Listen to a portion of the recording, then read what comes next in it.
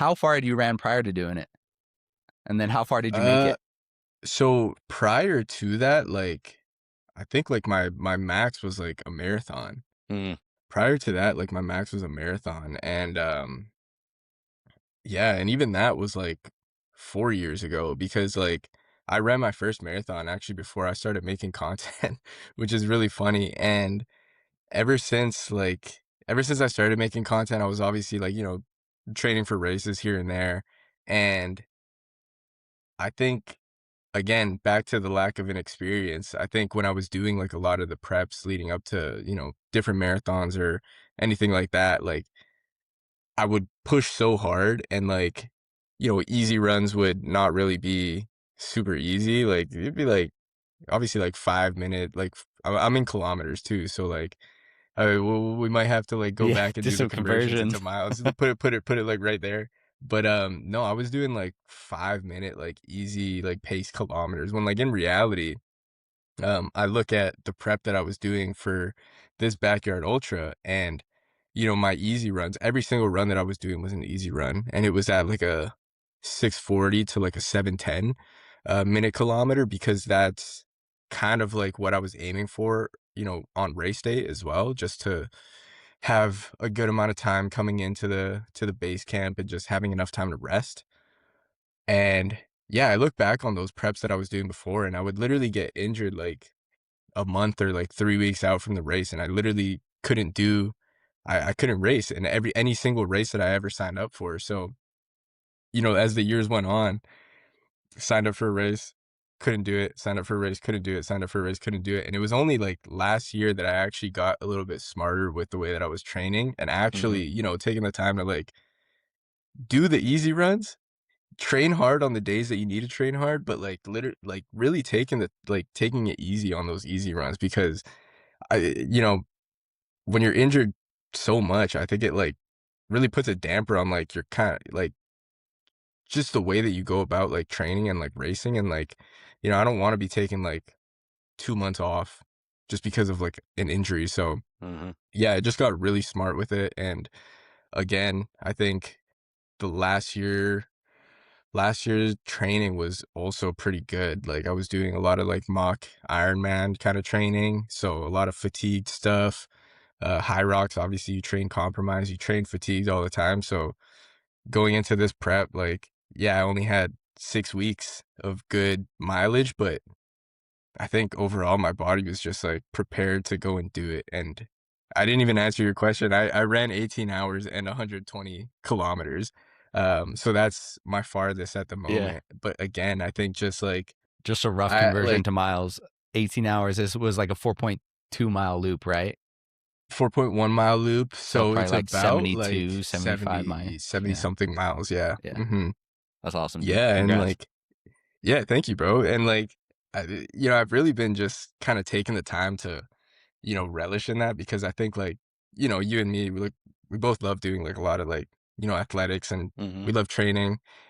And it's so hard to like actually look at the achievement, look back on the achievement and be like happy with it because my first thought is like, oh, I could have done this better. Oh, I should have like not come in this hot on like, the second last lap to get in for, I shouldn't have taken a nap. I shouldn't have done this. I shouldn't have done that.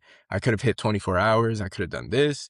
So it's just like a constant like battle of like, no, you know what? Like for your first one is pretty good. Yeah. Like you did a lot more than like what the average person would actually like do, right? Cause like I'll say it to myself, 18 hours, and then I'll go, I could have done 24 hours, but then I go talk to like my friends that like, run casually or like just train casually and I'll tell them like 18 hours. They're like, what that? Like, dude, what are you crazy? Like, what do you mean 18 hours? Like, um, and it's just like, yeah, like I think, it takes, you got to take the time to just be happy with it and be proud of like what you did. So that's what I'm trying to do right now. That's awesome, man. I mean, that's been a running theme for like the past 8 Mm, episodes of this podcast is like we're hmm talking to people about chasing goals, and then as soon as you get them, feeling relief instead of joy, and just Yeah, like, hey, what's next, yeah, versus like, yeah. this is what I'm expected to do, instead of like, oh, I just Mhm, did something really, really cool. So it's good mhm. that you have that awareness. I've just now started to get that awareness, Yeah, and it's something that makes the process so much more enjoyable, because if you mhm. never give yourself the kudos or never have any fulfillment in it, it's just like Yeah, you're always chasing the next thing and you're never actually getting any reward from it. 100%, dude, and I think, like, for me, that really started, you know, in that December Vancouver High Rocks for me because, I came in thinking that I was gonna do sub 60 and, like, literally, like, my back gave out at the skis, so, like, first exercise in, so, like, yeah, I was in, like, pain going into the second run, into the sleds, and obviously, like, I do content, right? So, like, I had, like, full camera crew out. I had 3 videographers, 1 photographer, my family was out there, my girlfriend, like, a bunch of friends, and I was like, "Dude, this is, like I'm so embarrassed, like, what am I doing?" I'm letting everybody down, right? But, like, I took a moment during the race to like kind of look around and like just look at the people that were there. And nobody was disappointed. And everybody was like, come on, like, you got this, like, keep going, keep going. And yeah, I think once you realize that like your people and your community will be there for you no matter what, they're always going to support you no matter what. They just want to see you finish the job and just like do the things that you set out to do. It really just makes you realize that sometimes it's not about the time, it's more so about just completing the mission, and, yeah, I think that whole race itself was just such an eye opener just for me to just really be proud and know that, like, regardless of what I do or how I do, my people are still gonna be there for me. And yeah, it was the same thing during the backyard ultra. Like I had my family crewing me, like my girlfriend crewing me, had my boy come in from Calgary to come help film. And yeah, one of my friends who also helps me film here, he was here. And then, obviously a bunch of other friends, they come in to cheer and support. So yeah, I think just support, man. Like that's really the thing that made me Mhm. realize, I can't be too hard on myself and I just gotta be in the moment a little bit and Yeah. enjoy it. The last man standing race is such a cool race in that, like, Mhm. you're gonna DNF. Like, everybody but one For person sure, is yeah. gonna DNF. Yeah. And like, that's so relieving or good for people who kind of have the mentality that we're talking about. Is like, they put all the pressure on winning. The winning's the only thing that matters. But Mhm. like, if you Mhm. do this style of race, like, okay, it's not about that anymore, because it's just like, how Mhm. far can I go?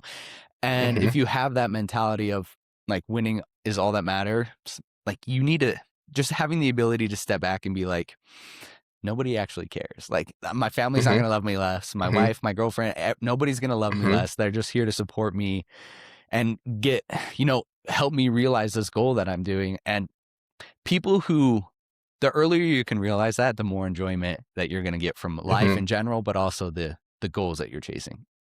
Yeah, for sure, because with social media, it's so easy to get caught up in, like, winning or, like, just doing this race all the time, like, getting this time, like, you have to look a certain way, you have to perform a certain way. It's just so easy, like, you know, for us creators, but also, like, the average person that is just on social media to see everybody's highlights and, like, in reality, that's not the case for a lot of people. Like, you gotta just be happy with who you are and how you perform as a person and just, live life the best way that you can. That's Mhm. really the best way to do it. So, what were you? How much rest were you trying? Like, what was the game plan for this race? Like, going in, what was the strats? As somebody who Yeah, hasn't thought about it yet, I need some no, tips. because so for me, the best advice that I give you is to, like, just honestly, like, it's a lot. I actually do you know what the course looks like? My sister went and ran it. So I'm in Colorado. She's in Utah, where the race Mhm, is. So she went and ran it. It looks mhm. like it's an out and back. It's pretty flat. I think it only has like 450 feet of elevation gain per loop. Yeah, yeah, So it's pretty yeah. flat. So it's probably a little bit of like rolling hill Mhm. because the course that we were on, it was kind of the same thing, pretty flat for the most part, but like a little bit of like this, a little bit of that, a little bit of this. So it's a lot of like power walking too. Um, so I was running like 7 minute kilometers, which I think is like a probably like a 10 minute mile, something like that.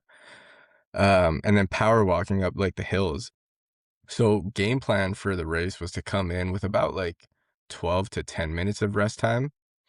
Obviously every single time I came in, I was trying to get, solid foods in, anti-chafe on like the places that need anti-chafe, taking care of blisters whenever I needed to. So that was just like a time that I felt like I could do everything and like my crew could like handle the things that like I couldn't handle while I was like eating. And obviously, filling up bottles and changing clothes if I needed to, or, going to the bathroom if I needed to. But yeah, 10 to 12 minutes was a pretty good amount of time, I would say. Obviously, by the end of it, it kind of starts to like decline. So like, but yeah, no, it was a good amount of time. I think it's a pretty easy pace to sustain. And honestly, bro, like I thought it was going to be so much more boring, like running the same loop for like that long. But I got to the point where like I looked down at my watch and I was like, dude, I've been running for 10 hours and it hasn't felt like 10 Yeah. hours.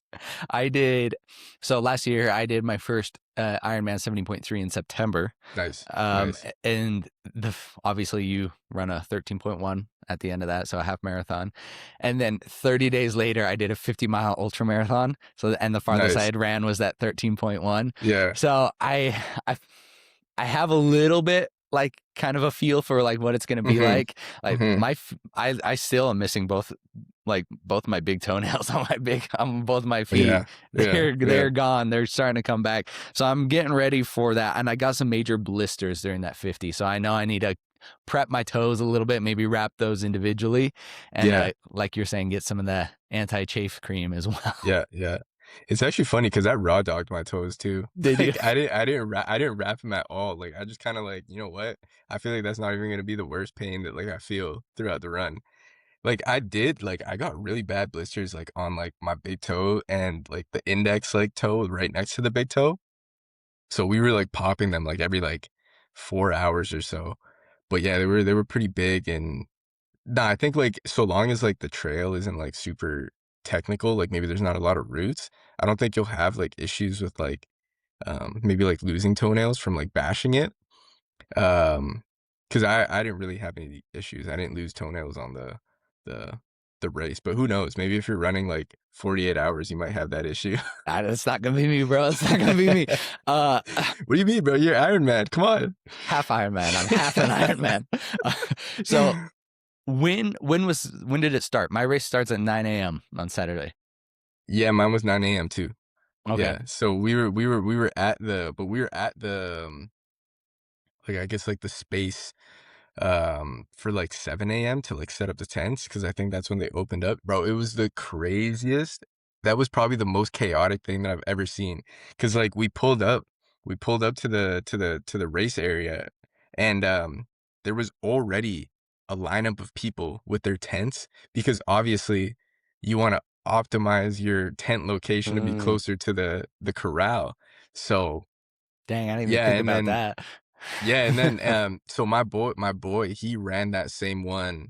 He ran the same race last year, and, um, his girlfriend was telling us that they were there last year at, like, 5:30 in the morning. So they were there, like, almost, like, an hour and a half early, and there was still, like, 10 people in front of them. So there were people there that, like, were earlier, but it was, like, the craziest thing because, like, they were letting, like, 10 people in at a time, and, like, the people were, like, running to set it up. And then when we got, to the front of the line and we went to go set up, we put the tent down, and there was a guy that came over and tried to, like, take our spot too. And we were like, no, that's not happening. We were here first, Yeah. bro." And he's like, "Oh, like, it was Jeez. it was wild. That was probably, like, the wildest part. Like, I've never seen anything like that before, but again, I think, like, everybody's trying to, like, optimize, like, walking time or, being closer to the corral. But yeah, it was just crazy. I've never seen that before. Never seen that before. Yeah, I wouldn't even thought about that. Now, now I'm gonna have to think about Mhm, strategizing. mhm. So it's gonna be me and my brother and my sister. And my sister, so all five of us actually. I have four younger siblings, so all five of us did the Nice. half Ironman, which was pretty dope. Um, and then me and my sister did the 50-mile ultra, and it was her first time running more than a marathon, her first time Mhm. doing an ultra. And she set the female course record. So Oh, hell yeah. she's got some dog in her when it comes to these ultras. Yep, yep. She's shooting for a full 24 hours, which I think is like 106 miles, and I think she can do that for sure. Yeah, for sure. She'll be cracking top 10 at that point too. Yeah, that's how many people were at the race? How many were you contending with? I think like 150, 160, Jeez. something like that. So yeah, it was pretty cool. But it was actually very reminiscent of like my first marathon because like my first marathon was a there and back. So as soon as you hit like the half marathon point, it was the turnaround point. hmm And I remember like hitting that half marathon point and like looking around all of a sudden and nobody's around me. And like it was the same thing. As soon as like the night hit, bro, I looked around and I was like, bro, there's like 40 people here. As opposed to like the whole course being full at one point. Yeah. When did people start dropping out? Like 30. I It bet was like like, if you're doing this, you've got to at least have like the goal of getting past a marathon, or else you just sign up for a yeah, marathon. yeah, So probably hitting yeah, like 30 yeah. miles or something. At least, yeah. Yeah. I feel like you don't notice it until it really kind of starts to like get small, like in the corral. Because I didn't really like notice like yeah, I didn't really notice a lot of people like dropping out in the beginning, but like it was just like slowly, slowly, slowly, and then all of a sudden you look around and it's like, oh, like I guess we're here. Like, there's like 40 people right now. When did it start getting tough for you? Like you said, you made it 10 hours in, Mm, you're like, ah, it doesn't feel like 10 hours. When did it yeah, start feeling like the time? it was it was funny because like I feel like the first marathon was like the hardest part, and then I think like around like 1 a.m., 12 a.m. is when it kind of started to get a little bit grim again. Mm. But I think like the hardest part was getting through that first marathon and like just adjusting to uh the pain in the body and just how it was feeling overall. But yeah, I would say those 2 points were probably the hardest. And then obviously like throughout, you sit down at one point and then all of a sudden you can't get back up. So it's like, okay, give me 2 Advils, give me 2 Tylenols, and we're good to go.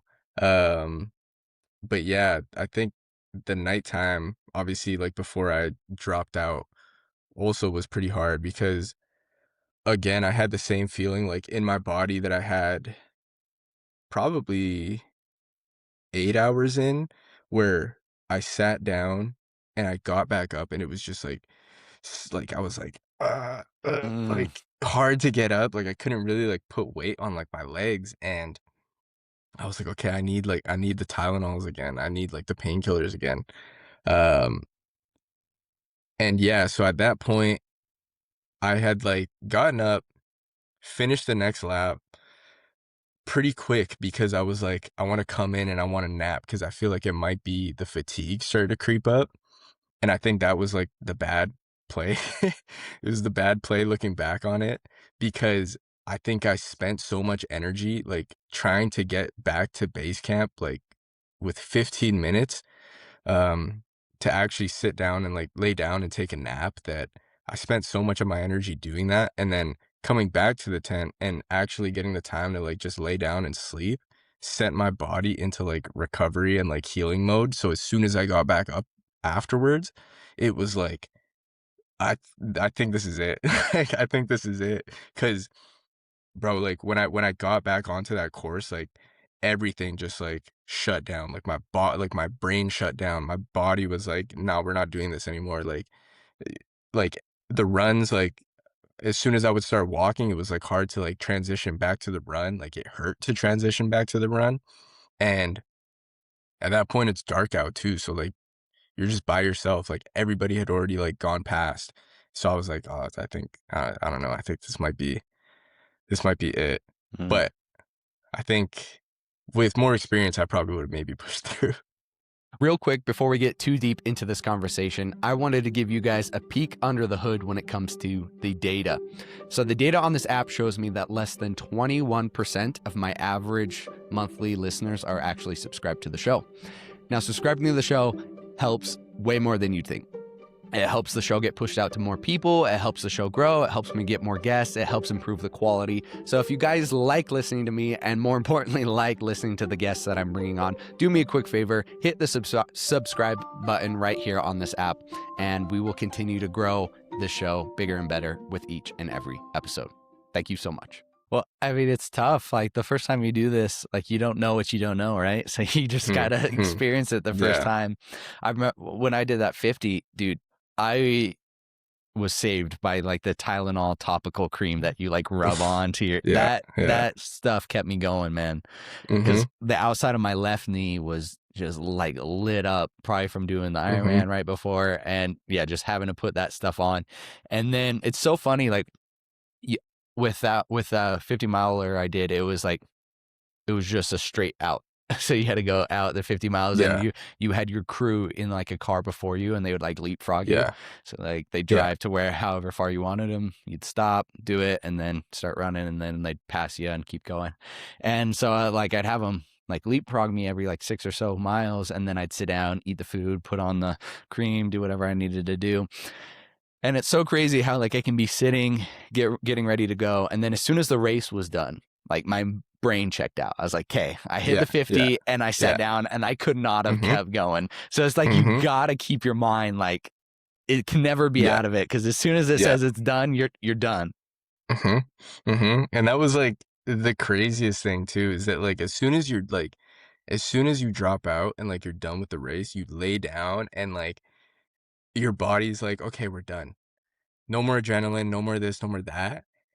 Bro, I swear, like when I got up after like, all the stuff was like packed up in the cars and I was just like left on the zero gravity chair, I got up, like I couldn't even open my eyes. I couldn't stand, I couldn't walk. Like they had to like carry me, like two people like in like both hands, like carry me, put me into the car, lay me down, get me out of the car, put me in the shower. Like I couldn't like that was it. Like my body was like spent, and like it's like you said, like once you're out of like that, the race mode, bro, it's done. Like it's done. And I talked to the guy that won and the guy that like was the runner up and like a bunch of the people that I met out there, and I was like, how'd you guys like do like after? And it was like everybody was the same way. It's like as soon as you're out of the race, it's like body's gone. It's gone. It's crazy. What were you eating? What was your fueling like and your supplementation like? Fueling, like I was doing obviously like gels in like both bottles, or if I had the vest, I had squeezable baby food. I had protein bars. I had trail mix, and I had carb and electrolyte mix in one bottle, water in the other. And then obviously like when you're eating like a bunch of like sweet things like on the actual laps, like you get to a point where like, oh, the gels kind of like taste bad. So that's when I would swap out to the protein bar or the baby food, or even like something like salty, like a little bag of chips or something like that. And then it was the same thing with the electrolytes. It was like way too sweet. So I was like, yo, swap it to the coconut water. Coconut water was honestly like a saving grace for me because I like didn't want to drink any more electrolytes.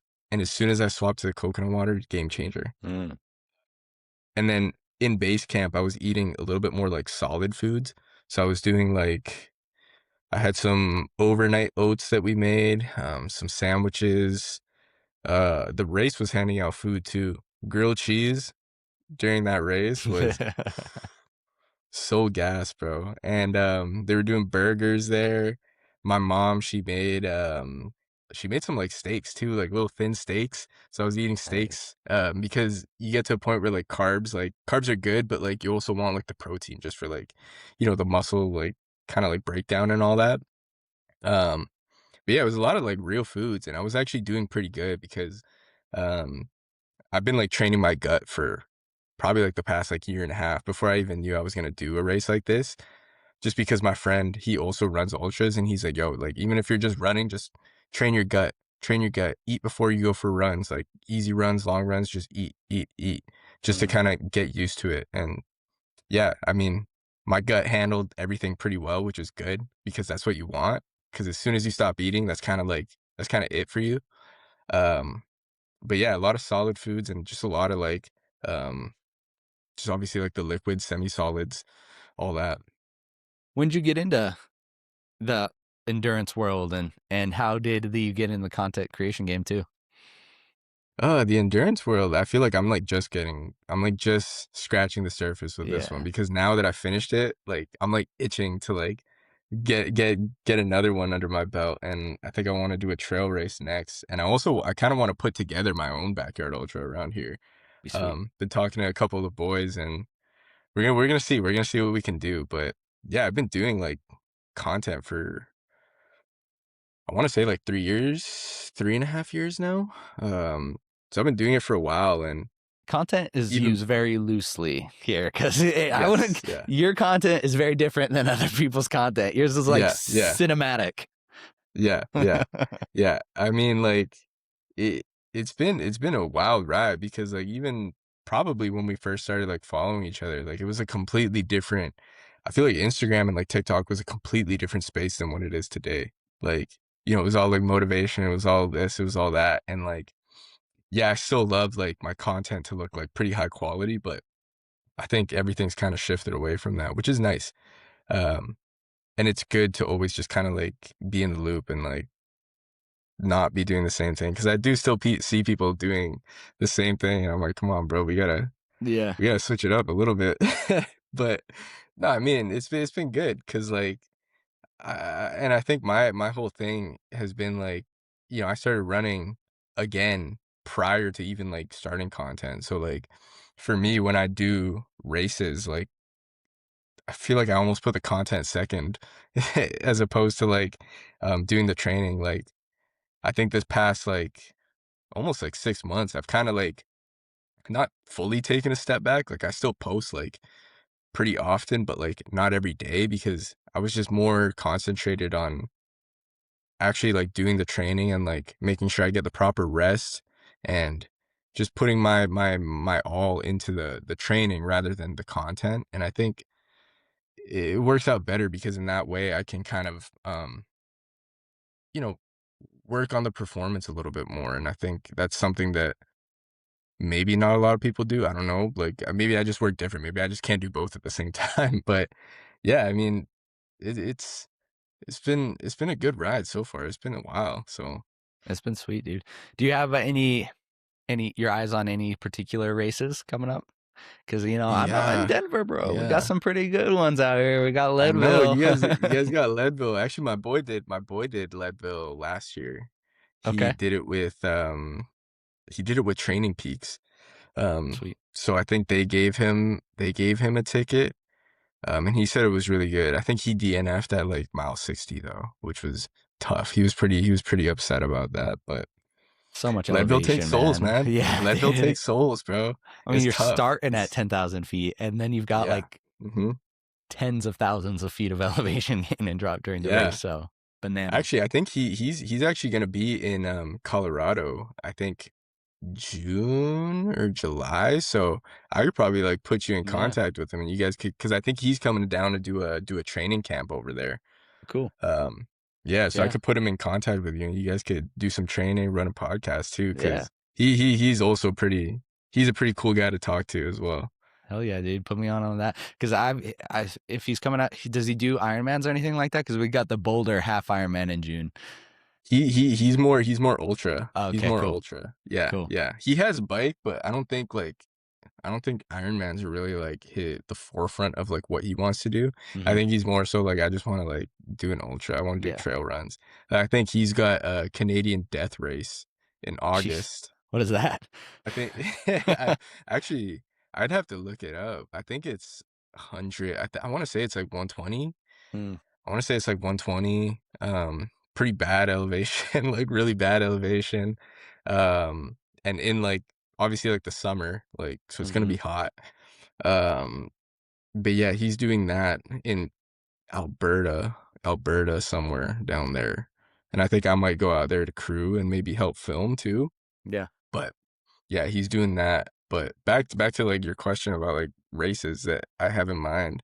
Um, honestly, I think I want to do more high roxes too because I actually did enjoy high rocks. So I think New York, I gotta see. because Puma actually reached out to me and they want to like do some work together. So that There would you be go. cool. I told them, I was like, let's do New York if you guys have some tickets to spare. So they still gotta let me know. Um I want to do a little half marathon like race because I've never like it's Mm, funny because like I just did 120 kilometers, but I've never done an official half marathon just in training. mhm, So I want to do that, maybe like put a little PR out there. Um, and then I was looking at UTMB Whistler, which is 3 hours away from like where I'm at, in Vancouver, and that's 100K trail race with I want to say like 6,000. I don't 6,000 meters or 6,000. It's probably not 6,000 feet, right? That's a lot. it's a little over a mile of elevation. 6,000 Mm, meters would be way more. yeah, I don't know. It's like I gotta look it up, but it's like a lot of elevation. I know Yeah. that. Dang, But dude. yeah, those ones are like top of the list for sure. I want to do a trail race next. Yeah, yeah. I want to do so. My first 50 miler was like through like the southern Utah desert. So it's just like nothing out there. Sick. So Yeah, there yeah. there was like no trees or anything. So doing like a mountain like trail race Hmm. would be pretty cool. I have no desire to do high rocks. I think it hits a little too close to my background of like CrossFit, like CrossFit? blah Yeah, blah. yeah, I'm like I'm good, dude. yeah, I yeah, did that too yeah, much. Plus, yeah. it's they sell out like instantly. Like I was signing up Crazy, for bro. one and I It's was like crazy. It's instantly crazy. sold out. Yeah, like when I finished up Vancouver High Rocks and I was looking at like Phoenix and Vegas, I looked one day it was like not sold out, and then I looked back the next day and it was gone. So I'm like very fortunate that like obviously now I have like a little bit of a connect into like the races that like I want to do there. But bro, if it was just me signing up, there's no way. Like there's literally no way. It was so hard to get Toronto last year. It was so hard to get Vancouver this year. And yeah, it's just crazy. I do love the training style though. I love the training style. When you prep for your next ultra, knowing what you Hmm. know now, what are you going to do different, both in training and in race day?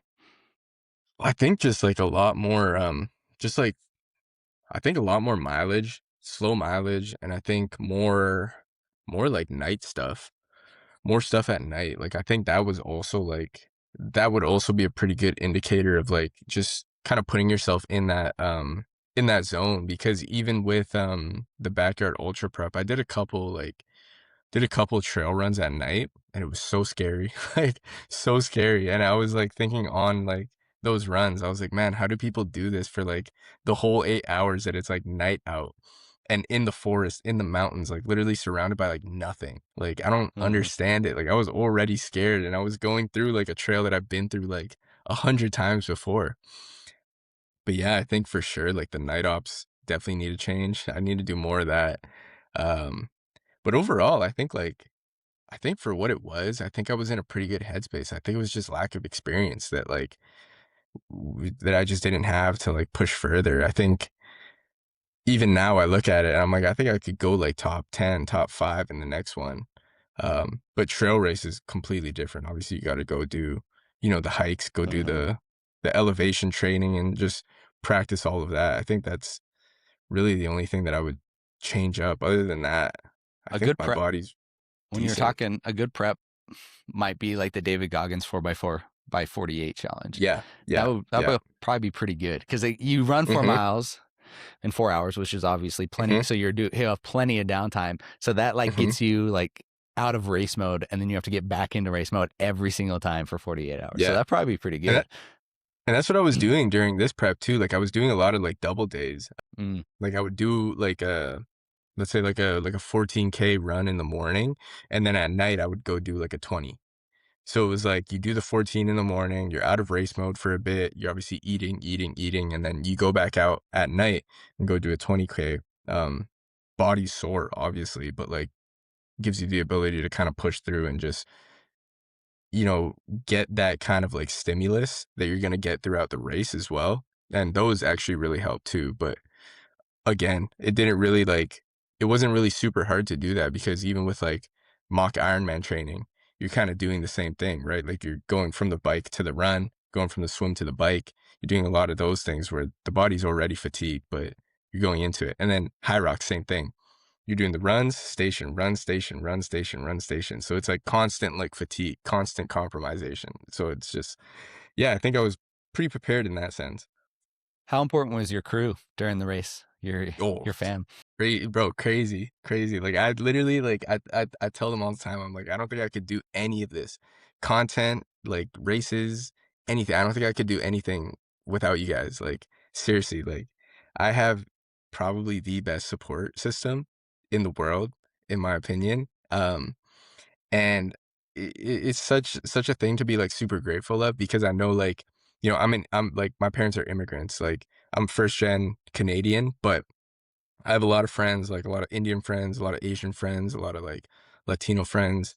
Um, a lot of the times with like immigrant parents, when you do something that's a little bit outside of the norm, outside of like, not going to school or, not getting like a good career, if you get into these things that like they look at and they're like, what are you doing? Like, this isn't like what we want you to do. A lot of the times you don't get that support. Like I talked to one of my friends who's my videographer and he's, a wedding videographer. He's makes commercials. He is just a really good like cinematographer just overall. But his parents don't understand. And even him, he was telling me, he's like, man, like I'm just like so like envious of you and like the way that your family supports you and the way that they show you love in doing what you do, online and with signing up for these things that like not a lot of people sign up for. I wish I had that because even with just doing videography, I don't get that. And I think it's something for me again to like step back and just look around and be like, oh man, like I really do have it good because if I didn't have them, I don't know if I could do what I do. Like having them support me and like, cook for me and, my girlfriend, dude, like she was like popping my blisters, like she's rubbing like Vaseline on me. Like, yeah, like it's to me, it's like, it's vital. It's vital to what I do. They're vital to what I do. And I couldn't do it without them. And, yeah, I think it's just crazy, bro. Like, eh, I think I cried like after High Rocks and I cried after the Ultra because I was just so, emotional and just so, yeah, just grateful for them because, yeah, I think just a lot of kids like me, we don't really get that, especially when we're doing, just crazy things. And yeah, nobody really understands, but they do. And like for the longest time, like they've been like my biggest supporters. Even when I used to play soccer, like obviously like they drive me everywhere, drive me to all the practices, drive me to the games, and yeah, I couldn't imagine my life without them. Seriously. That's amazing, man. Yeah, I'm lucky too. I got a great family and a great support system, and they're my Hmm. closest friends. And I was fortunate Hmm. enough to m- marry my wife and be really close with her family too. So it's like I doubled Hmm. up, which is dope as well. So Hmm. I've talked to Yeah. like a lot of cool people who do like these long races, like yourself. Hmm. Dream McDonald's, who had the Leadville record Hmm. for a bit, like he's Hmm. a stud, and like asked him the same question. I was like, dude, how important is your pit crew and stuff when you're racing? He's like, the most important. It's like Yeah. you could do Yeah. all the training in the Yeah. world, but it's the most important. Yeah. Cause like even when you get back to like base camp and like, the one thing that's like running through your mind is like, yeah, like, am I good? Like, can I keep going? Like, I need food. I need this. I need that. And like, so many things are like going through your head, like all this like anxiety, like stress, doubt. And you get back there and they're just like, like just talking to you. Cause Yeah. like they're just sitting there, right? Like they're sitting there for like an hour just waiting for you to like come out. But like, they come in and they just like completely like calm me down. Cause it's like, they're just asking me questions, like making jokes, like, I'm saying this, I'm saying that, they're saying that. And it's just like, yeah, it's like a good dynamic just to like come in and just like, okay, we're home, right? We're Yeah. home. And then you go back out and then you go do it again. Yeah. 100%, dude.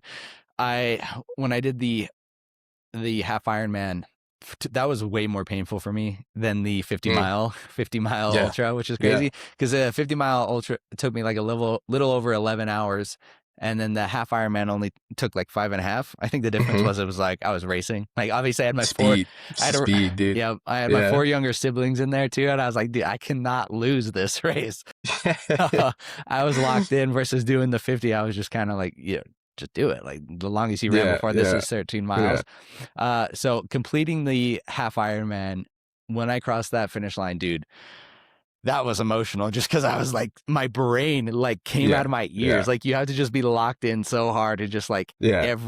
like feel the pain the entire time. Just be like, Mhm. it's fine, it's just pain. And so it's really doing these hard things that we do. Is there anything different about you, man? Like, are you different than the average person that allows you to do this stuff? Uh, I wouldn't say like I'm necessarily different. I think that like everybody has it in them to actually go out and do the things, but I think I'm just more so I'm just more so fortunate that I decided to actually go and do these things because you don't realize that you have a good support system until you actually go and sign up for these things or you go and do content. You don't realize that you can finish these things until you sign up and go finish them. And I think that's where like a lot of people are kind of lacking is just like, everybody's so filled with just doubt and like anxiety and like everybody's stressed out about like work or everybody just wants to, you know, have a good career. And like, again, there's nothing wrong with that, right? Like, I still work, um, with my dad because obviously we do like painting. So it's something that, he does well. And I'm still there to support him whenever he needs. And, I think I think that, y- yeah, I'm really not any different. I just like decided to go and do the things that I actually enjoy because like this is something that I enjoy and I would much rather, put myself through 18 hours of pain than put myself through 18 hours of like, eating McDonald's or sitting on the couch and, doing all these things that like, don't make me feel good. And, you gain a lot of knowledge when you do stuff like this. Like you learn how to, manage your time well. You learn how to, you know, put your mind through certain things and get out of certain things. And yeah, it's just, I think a lot of people are scared to like actually go and figure out who they are on the inside. And I always tell people, I'm like, I'm no different than you. Like, I just took the step that like that you can take as well. Right? Like, I don't tell people like you can't take that step because you're not me. At the end of the day, like you can be the same person. You just got to take the step and be actively working towards the things that you want to work towards, you know? 100%. I was talking to somebody the other day, one of my friends. I was like, "Hey, I'm doing this half Ironman in Boulder. Like, sign up." Like, I was Uh-huh. trying to get people to Uh-huh. sign up. And he's like, "Nah, dude, I can't do that." And I just like, "Why?" He's like, and I like just like, "Why can't you do that?" He's like, "It'll take Mhm. me all day." I was like, "So, like, who cares? Like, Yeah. you're not racing. Like, I'm not Yeah. going to be a world champion Ironman. I'm not Mhm. expecting to come in first place. I'm Mhm. just doing something hard, man." Like people think who see people do these type of things, they think like, oh, they're different or it's easy for them. It's not easy. Like it's hard. Like No. running, it's not No. easy. Running 50 miles is not Mm-mm. easy. Running 70 miles is not easy. What doing an Ironman Mm-mm. is never easy. Mm-mm. It doesn't matter. Like we do it Mhm. because it's not easy. That's the whole Yeah. point. It's like you're a Mhm. different person after you've done it and you find out who Yep. you are while you do it. It's Mhm. never easy. Anybody can do it. Yeah. Yeah, like, I always tell people, like, you don't even have to, like, sign up for the race.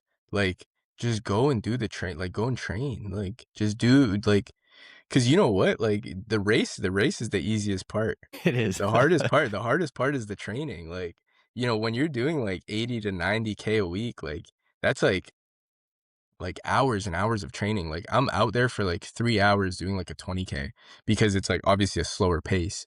Um, but I'm out there for, like, time. Like, again, like, I'm doing content. I'm doing work. Like, I'm busy for most of my day, but I still take the time to actually, do the thing that I set out to do. And I think like I always tell people like, yo, just train, bro. Like just train because like at the end of the day, it just teaches you so much. Like even if you're not doing races, it just teaches you how to manage time and just like be a little bit more disciplined and just it gets you in good shape too, right? Like one of my boys, like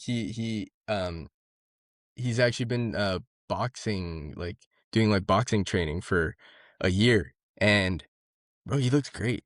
Like not that he didn't look bad before, but like he looks good, he feels good, and I think like he feels good because he or what wait, he feels good because he looks good because he's doing like the training that is like, just like wait, what do I no, he feels good because he's doing the training and bro, honestly, I don't even know what I'm saying anymore. But he's just like okay, so he's doing the boxing. He's doing the boxing and yeah, like we were talking and he's like, "Bro, like honestly, like I honestly like wasn't even like that like big before, but like obviously he's like, lost a little bit of weight and he's putting on some muscle because he's doing the strength training with it and he's just like, "Yeah, man, I just, like, feel good." Like, it just gives me, like, the confidence, not because, like, I look different, but because I can actually, move my body and I can, like, fight, like, if I have to, right? And I'm like, Yeah. "Okay, yeah, that's sick, bro." Like, that's exactly, like, what it's about. Like, it doesn't have to be running. It doesn't have to be, like, high rocks. It doesn't have to be ultra running. Like, it could literally just be boxing. It could for girls, it could be Pilates. Like, it could Mhm. be, swimming, like, anything that's just kinda just makes you feel good. That's what it's all about. 100%. People will look at, let's say, people who are out of shape don't really have a lot of self-confidence. They'll look at people who do or who are in great shape and they'll be like, "Oh, they have self-confidence because they look like that."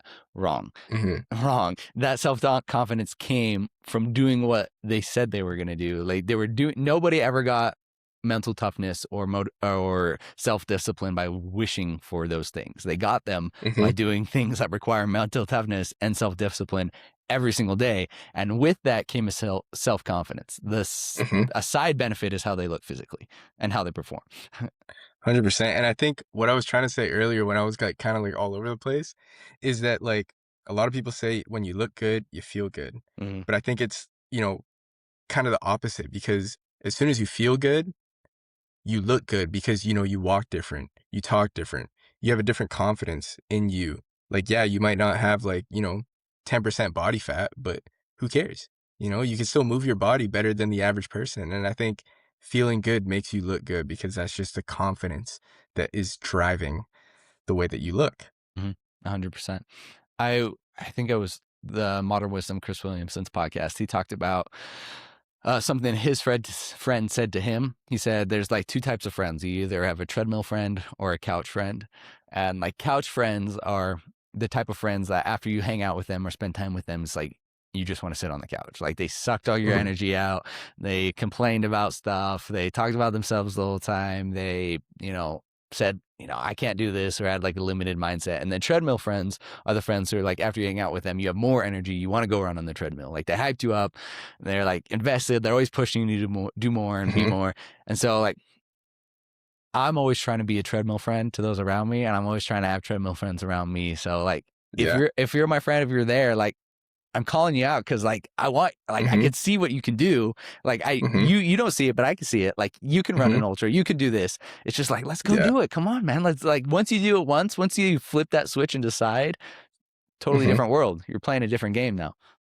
Yeah, yeah, and I think that's why, like, social media is also, like, super important too because, like, I can be a treadmill friend to, like, obviously, like, the people around me, like, in my area, but, Hmm. I can be the treadmill friend for, some kid in, like, New Mexico or somebody in Germany or somebody, just all over the world, right? So that's, like, the type of person that I wanna be. I don't wanna do this to show off. Like, I wanna do this to make somebody get up off the couch and get onto the treadmill or go to the gym or do something, right? Like that's just like I love doing it, bro. Like I love it. And it comes through your content, man. Like you can see it, you can feel it. Do you have a were you just self-taught practice made content for Self-taught, social bro. Everything. media? Yeah, self-taught, man. Like I didn't even like really watch like YouTube videos. Like I think I maybe watched like YouTube videos to like figure out like camera settings and stuff like that, but everything after that was like all right, let's play with this. All right, let's play with that. Like it's just like again, like hours and hours and hours of just like constant reps and just like getting better with it and figuring out what works, what doesn't work. Um, And yeah, I mean, like, again, I'm just like a student of the game always. I'm never gonna be like a master. I'm just always learning and I'm always like trying to improve. And I think again, it's like you said, it shows through the content, right? Like you can tell when I'm trying something new. You can tell when I know it doesn't work or what it does. But no, I mean it's fun nonetheless. Yeah, I was gonna say, I assume you love it, you enjoy it, right?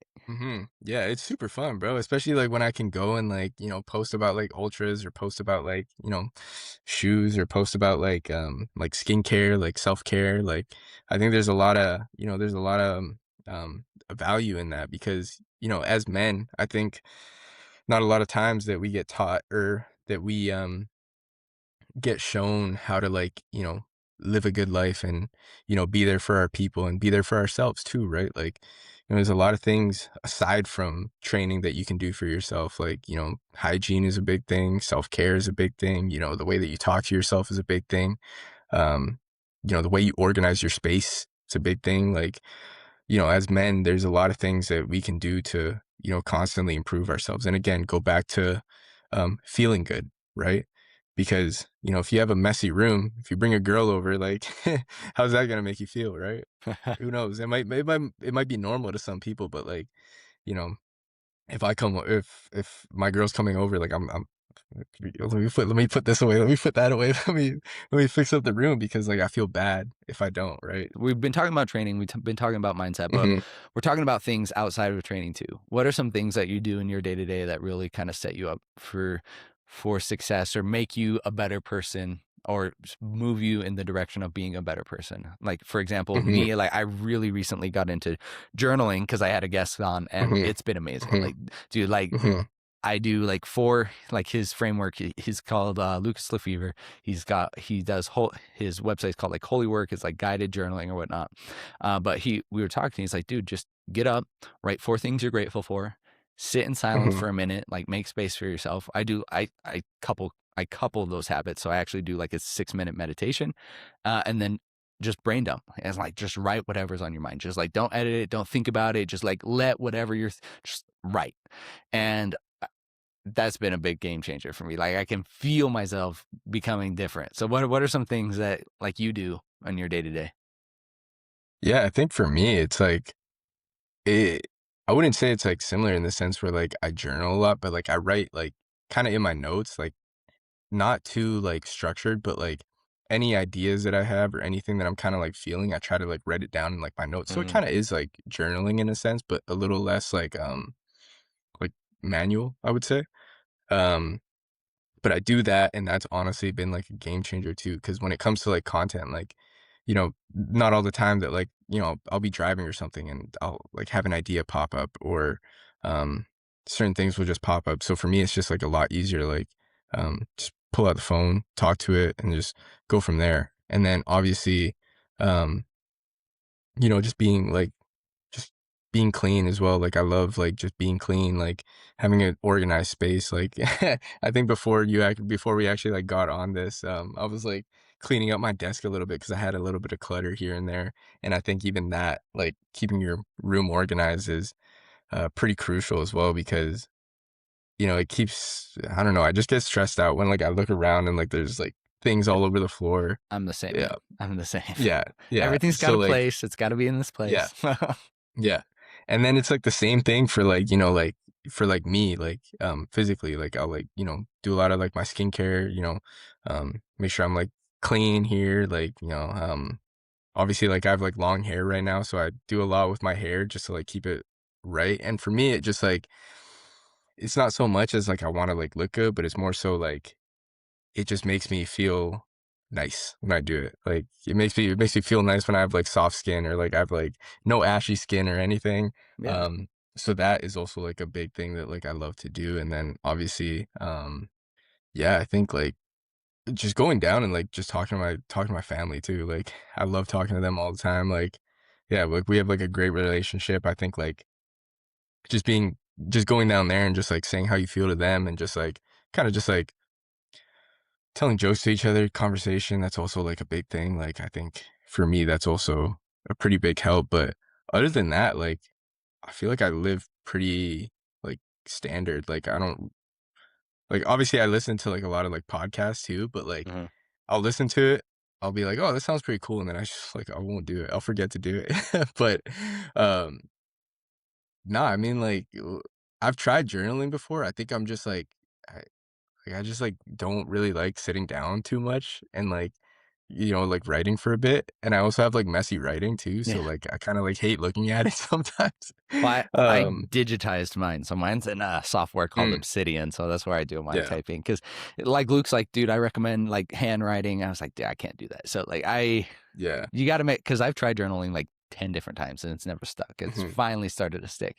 But I like what you said Hmm. about acting on your, inspiration when it comes. Like, Michael Smoke talks about that, and, like, other people, like, inspiration is finite and it's fleeting. You Hmm. say you're gonna remember it, you say you'll do it, but you don't. Like, you forget it and you'll be Yeah, like, "Oh, no. what was that thing?" You gotta write it down or you gotta act on it immediately, or Yeah. else it's gonna be lost to Well, the ether. well, like, you can tell too, like, I'll be literally talking to you right now, and, I'll lose, I'll lose what I was gonna say, and then I'll lose what I was saying before, so I'm just like, bro, as soon as something comes up, I'm like, "Okay, I have to write it down because I know for sure, like, my brain just doesn't work, the same way as, Yeah. somebody that, probably works in, an office, but I'm, always just like, "Alright, this Yeah. is put this idea down." There's a quote, it's, "The brain's for having ideas, not for holding ideas." And so it's Mhm, like, you mhm. gotta get them out so that way you can have Yeah, more and do the yeah. thing. Do you What have else do any? you do aside from, the journaling, if you don't mind me asking? Yeah, so my morning routine, so I've got like the journaling up here, and then I've got a physical journal right here. And I do like a little bullet journal style that has been pretty good. So like I'll write down like some habits that I want to track or start, and then I'll just put a little X by it. So it's like super easy. So it's just on my Mhm, desk, and then the first thing I do in the morning is I get up, and I put an X by the ones I did the day before. So that's been great for starting to track and actually notice how I'm sticking with my habits. So that's been great. The other thing has been I turn my phone off the night before, so physically mm, off, plug it in, turn it mhm, off, and then I don't turn it on for 45 minutes until after I've been awake. So like I don't have any of that external noise, or I'm not getting yeah, on yeah, social media right away. It's like I'm having my own thoughts, my own peace, and mhm, it's really allowed me to slow my day down. Like if I wake up and I get on social media, like I feel like I'm already behind. Like I'm anxious and I'm chasing this feeling all mhm, day long. Versus if mhm, I don't have that and I can get up, I can drink some water, I can read, I can journal, I can do the stuff, meditate, do the stuff that I want to do, then get into the world. My mhm, day is so much better. mhm. Yeah, it's too much stimulus, bro, I'll wake up, I get on my phone right away, and it's just, half the time I'll, do that, and I'm like, "Bro, what am I doing?" I gotta stop this, I can't do this. Yeah, I don't have the self control. That's why I physically turn it off. So Yeah, I put it in a bro, different room. I gotta go on Amazon and get, a little fucking lock for it too. Just clamp it down. Yes, dude. They're so addictive. It's so tough. Like I enjoy social media at times. I enjoy your the content you put out, and the way you do it is great.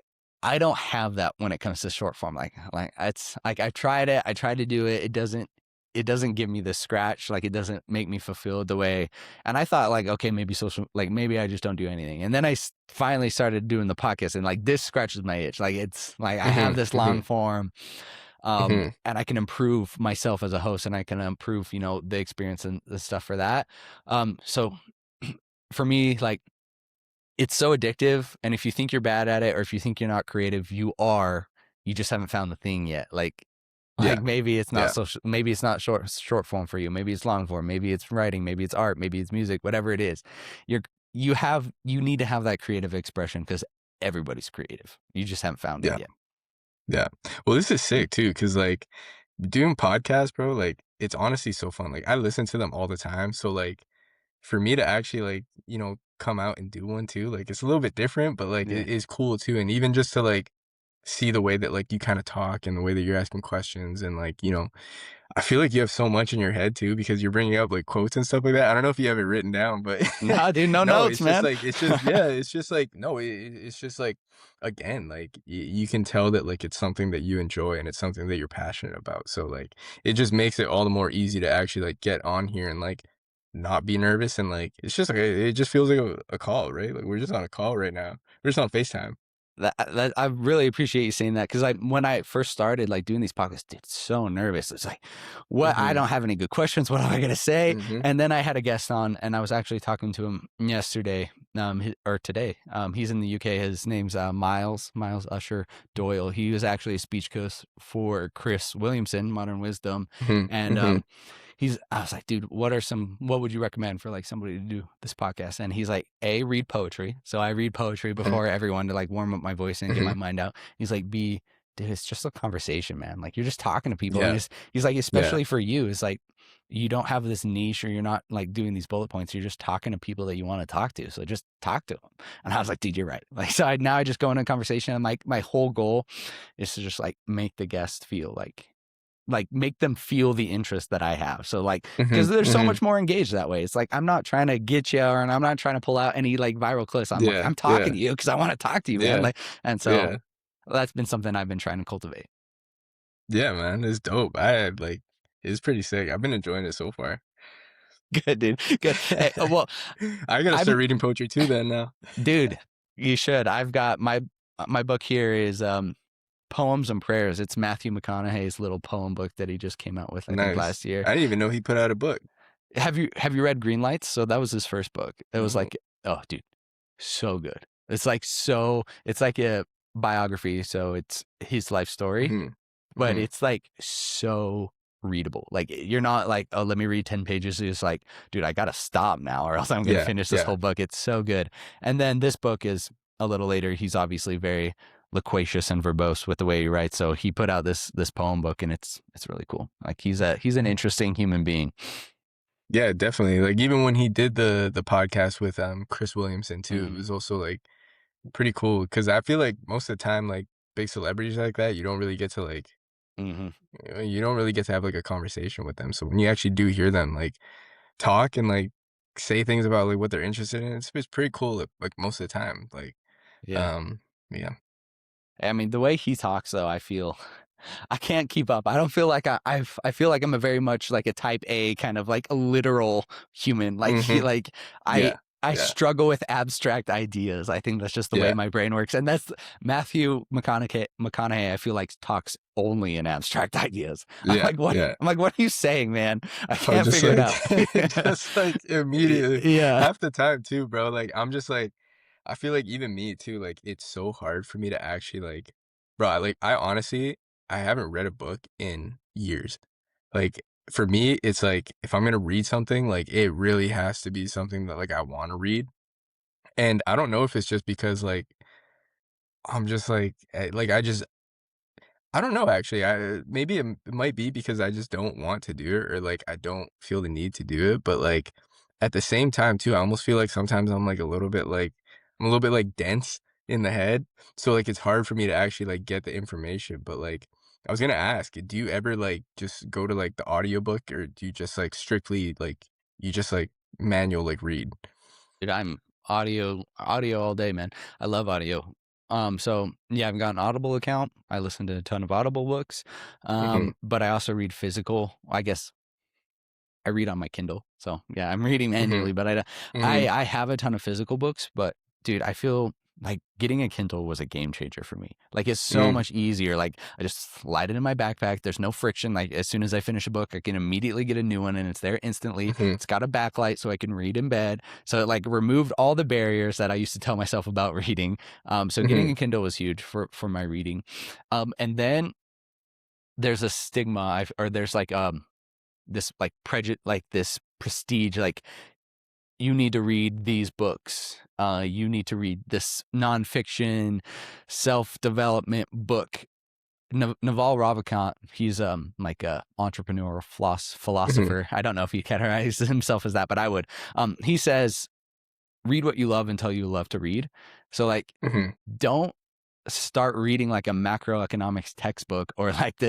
this Yeah. nonfiction book. Like, if you like sci-fi, if you like fiction, just read that. Just keep Mhm. reading that, and eventually, like, you'll change.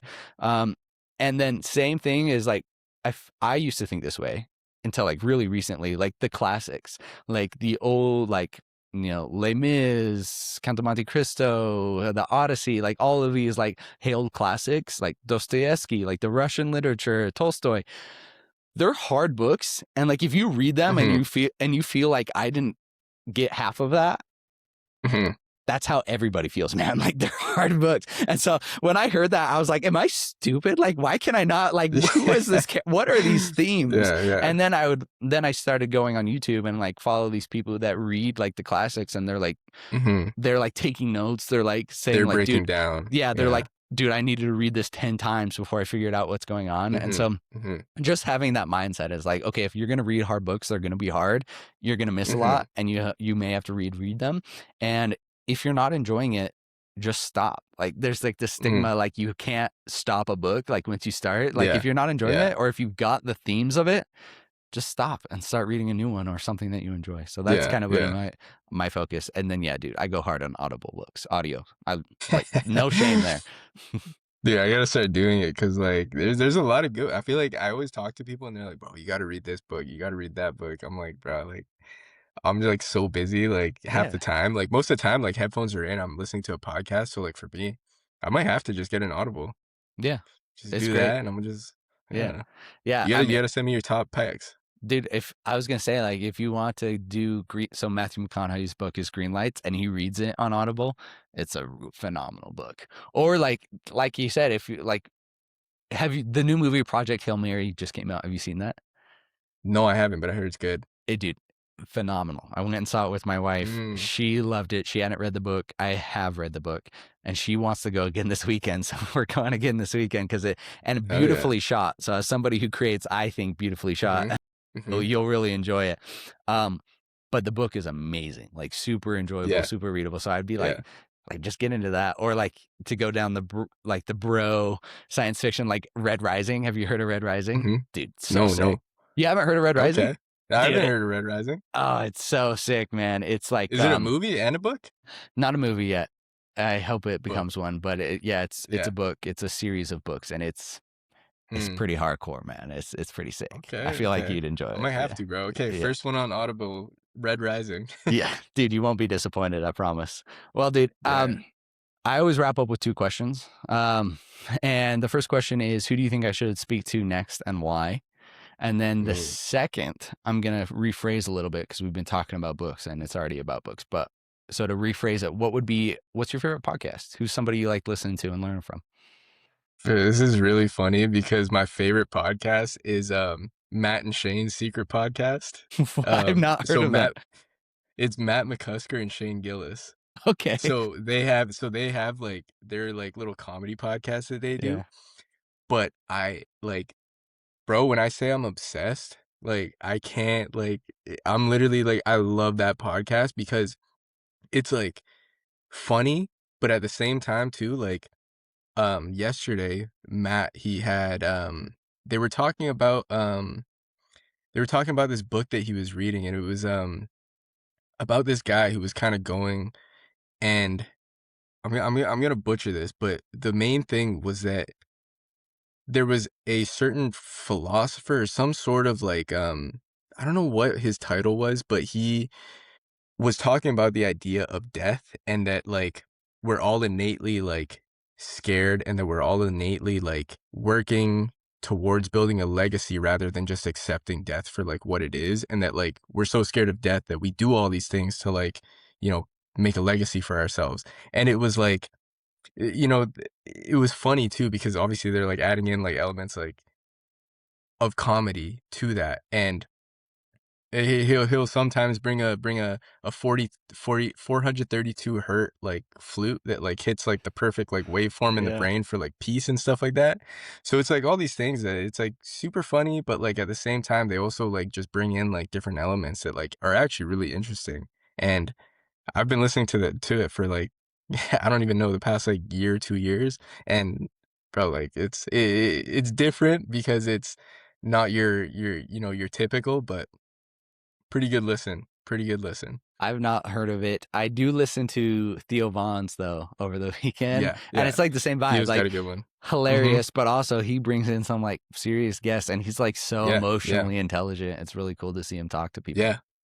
Yeah, and even, like, what actually one of my favorites that they did too was, like, them talking about, like, the male circumcision, and that it's, like, that it's, like, just so, like, bad, just, like, overall that, like, you lose so many nerve endings when you actually do it. We're just, like, talking about, like, how, like, overall it just wasn't, like, the best idea, and that obviously it came from, like, religions and stuff like that, and then obviously they got into the whole religion thing, and it was still comedic, but, like, very informative and, like, on such a touchy subject too, like, I don't know, I really enjoy it. Well, the comedians got, like, their comedic social pass where they can say Mhm. whatever they want behind Mhm. the guise of Yeah. comedy, and it's Yeah. great. I mean, I feel like everybody Mhm. should have that, but, I love listening to those comedian-based podcasts for that reason, is because they say Mhm. whatever they want. Yeah, dude, you give me books, I'll give you podcasts, that's the one. Let's go, That's dude. the one. Well, who do you think I should speak to next, and why? Man, I think, like, honestly, I'm gonna put you in touch with, my boy, his name's Saad. He's a ultra runner, he has some pretty, like, crazy dietary restrictions because of some, um, just, like, some bodily functions that, like, he doesn't have, which makes it really hard for him to actually, do ultra endurance, and, he's a good cinematographer, he's trying to put out his own podcast too, um I think honestly, he would be such a great guest, and he's such a good speaker too. Like, we did a bunch of the interviews for, the documentary that we shot for the Backyard Ultra too, and again, just super good at what he does, and I think you'd enjoy having him on here. Yeah, I'd love to talk to him, dude, and, like we were saying, it's like my man's got dietary restrictions. He's not in a good position to be doing this Mhm, stuff, but he's doing it mhm. anyway. It's the story we're Yep, saying. Everybody can do it. yep. When is Backyard Ultra documentary gonna drop?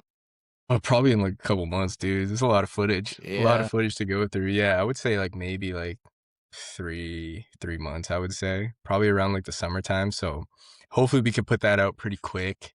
Um, but yeah, it should be really, really good, really good. I've already, gone through a lot of the clips and seen a lot of the interviews, like, during the race of, like, the crew and, friends that came around, and it's gonna be a good one. It's gonna be a good one. I'm excited for it. that's awesome. That's going on your YouTube, I assume. Yeah, it'll go on the YouTube. Mhm. Sweet, dude. Well, where can people follow you? What's the YouTube? What's the Instagram?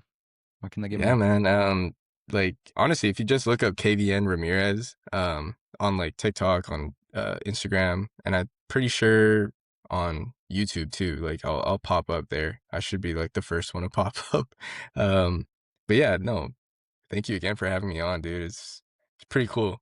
Dude, it Pretty was a cool. pleasure. Next, you're gonna be coming out to Colorado here soon for something. I can feel it. Some races 100%, coming out. I dude, know. 100%. I would Well, love to, cause like, I was in Colorado, like 2 years ago with, a couple of my boys, for content and just for training overall. Like, I actually went to, Revolution mm, Gym mhm. before it was even open. So we were there when they barely had any, like, gym equipment in, the lights weren't even set up, Yeah, and I loved it out in Colorado. I wanna go back. So I was heck there yeah, for, like, dude. a week. It's So I awesome wanna out go here. back. Everything but the Mhm. traffic. Love it all except for that, dude. The traffic Yeah, sucks. yeah, yeah. Sweet, You know dude. Well, what? Maybe I came at a bad time because I didn't really see too much traffic. yeah, dude, there's always traffic out here, man. It drives me crazy. But I don't know. I don't know what the traffic's like in Toronto, so maybe it's the same. Maybe you're used to worse. Oh, no, I'm in Vancouver. Or Vancouver. Toronto's bad. Is it? Toronto's Okay. bad. Okay. Vancouver is pretty bad, but it's not as bad as Toronto. Toronto, you'll be there for, like, bro, like, you'll leave the city in Toronto, it'll be, like, 45 minutes to get out of the city. To come back to the city, it's, like, 2 hours. Traffic makes me so upset, dude. I Yeah, can't do it. yeah, It's such a waste of time. yeah, When you're out here next, we'll run it back in person. We'll get some training in, and we'll have a good time out here, 100%, dude. man. Yeah, and Sweet. if you ever wanna pull up to Vancouver, Yes. you got a place to come, bro. Will We do, got dude. everything too. We got all the trails, we got ocean, we got lake, we got it all, man. Awesome, dude. Well, I appreciate your time today. This was a blast, and I can't wait for the Backyard Ultra documentary to drop, man. This podcast will probably come out before that, but if it doesn't, or if anything goes on, I'm gonna drop the link even after the fact in the show notes. So if you're Hell yeah, listening in, man. if Thank the you, brother. documentary is out, find it in the comments or in the show notes here, and we'll link it. Thank you, bro.